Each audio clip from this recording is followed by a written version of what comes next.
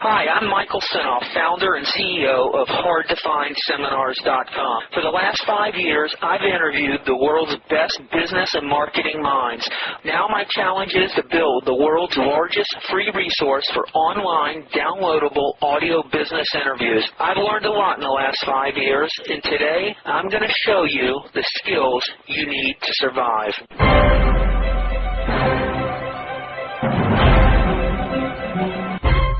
Hi, it's Michael Senoff with HardToFindSeminars.com. You know, I get a lot of questions from my Hard to Find Seminar students about franchise. And who better to talk to about the subject of franchising than Art Hamel? I sent an email out to my entire list letting them know that I would be interviewing Art Hamel on the subject of franchising, and the questions started pouring in. Anyone who presented me a question, please understand if I did not get to your question, there was just not enough time to handle it. But what you have here is an hour of nothing but question and answers related to franchising. So in this 1 hour recording, you're going to hear questions from my HardToFindSeminars.com students about franchise and Art Hamel answering each and every one. I hope this is helpful.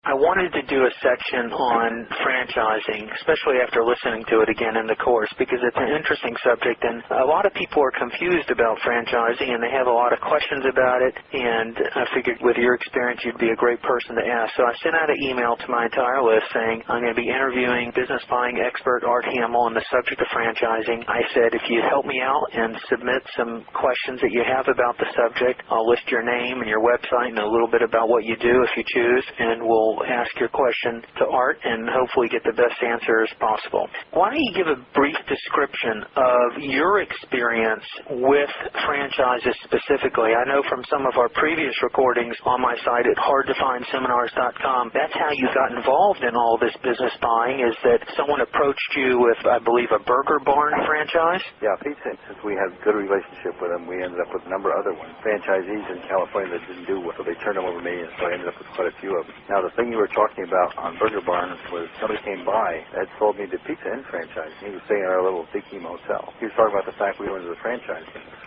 Being young and stupid at the time, I said, okay.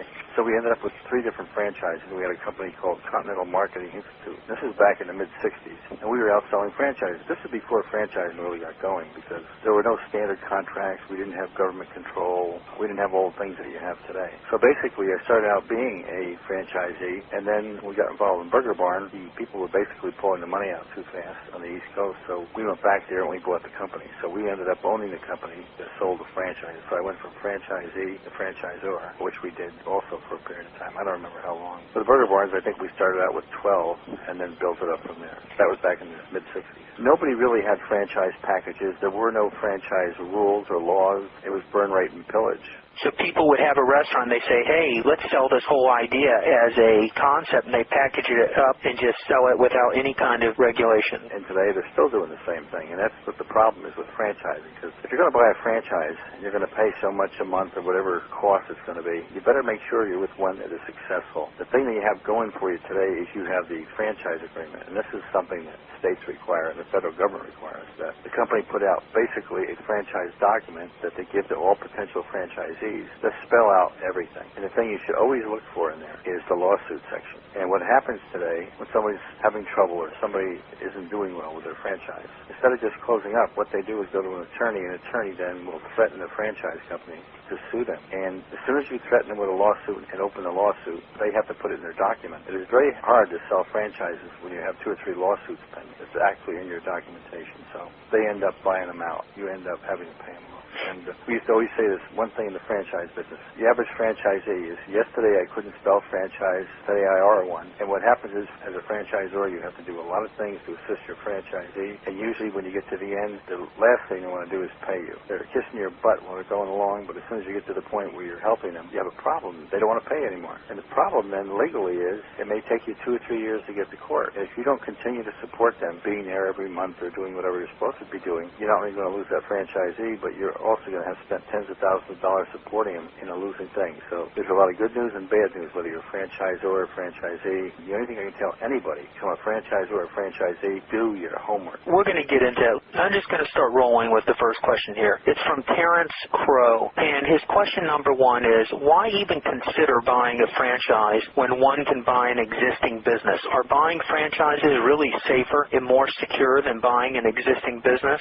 In the beginning, anyway, this used to always be the going word. In other words, buy a franchise, you're going to have somebody to help support you and get you going when you're starting a business. And you're probably better off. In other words, if a franchise is good and you're going to start a business, having their support is going to help you. You're going to have more of a chance of succeeding. Now, if you want to look at it from the standpoint of buying a franchise, which is basically a startup, versus going out and buying an existing business, I can't imagine an existing business that would not be better than starting a franchise. You have to be careful of what you're reading. But yes, on the average, buying the existing business is much better. What type of person would you say should consider buying a franchise? Employee, student, someone over 55? It works in all those areas. If you're a person that needs to feel the support of someone else, in other words, you don't feel you have the ability to do that, you want to have a better chance of succeeding, which is what most franchise companies do have. Because of the support they give you and the proven techniques, there's a good chance on a startup you're going to have a better chance of succeeding. But if you then take that again and compare it to what you do, say, buying an existing company, I can't imagine you finding an existing company that would not be better than a startup franchise. All right, here's a question from Jim Bush of Alice Research Limited. His website is www.alicebook.com.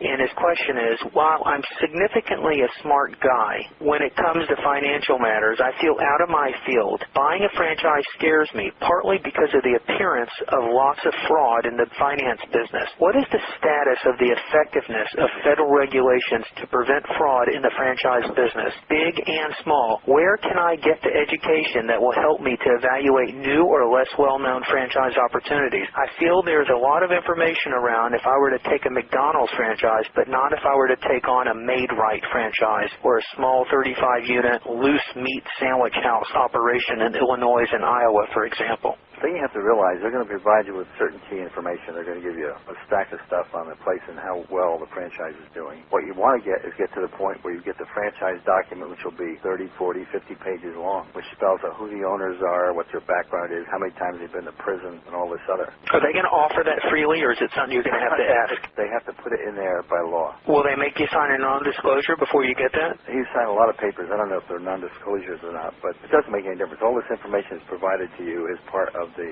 franchise agreement. What if I wanted to find one of those disclosure documents for, say, a Subway? Could I get that as public record? Probably, because it's a government thing that the state has. Say it was the state of California. You wanted to have it, you can contact the state, probably the Department of Corporations. They would have copies of those. But it's also not difficult to get one. In other words, you go to Subway and tell them you're interested in a franchise. They'll send you one. I mean, it's not hard to get those. Now, as far as fraud, the thing you have to realize, you have to do your homework. If you're buying a franchise, just taking it from the company standpoint, they're going to list the number of people that have franchises, and you're going to say, I'd like to talk to some franchise owners. Well, if there's 30 of them and they refer 3 or 4, fine, do that. But then do your homework. If they're in another state near you, I would go there, either call them on the phone or go to see those people in person to see what their place looks like and how they're keeping it up. Because what will happen is you don't want to go to the people that are the goody-goody people with the company. You want to go to the ones that are going to be unhappy or middle of the road that are going to give you a good story. Take your time and check it out, because if you don't, you're going to end up screwing yourself on these deals. Now, as far as financing, whether it's franchising or whatever, always beware of financing. And the key thing you can always look at financing is somebody asks you to put up non-refundable money in front. In other words, they're going to go out and try to get you financing for your franchise. Okay? And what it says in there, you're going to put up $10,000 or $20,000. But if it doesn't go together, you lose the money. It's non-refundable. I can make a prediction. I've been doing this for over 50 years. If you find a company that is charging a upfront non-refundable fee, I'll give you odds as to how honest they are. I have never, ever found one that was honest. Hi, it's Michael Senoff with HardToFindSeminars.com. Thanks for watching this video. You know, many of my interviews last 30 minutes, 40 minutes, an hour, sometimes even up to 2.5 hours long. They're actual mini seminars, and you've just listened to a short sample of just one of over 117 hours of exciting, hard-hitting, mind-blowing interviews on how to make money in direct mail, advertising, copywriting. I assure you, there is not a resource anywhere on the internet or on the planet that comes close to the free information I provide at hardtofindseminars.com. So go right now to hardtofindseminars.com and you'll have free access to 117 hours of audio interviews with typed word-for-word downloadable transcripts and downloadable MP3 files. Please browse some more of the videos or go right directly to hardtofindseminars.com. Thanks for watching.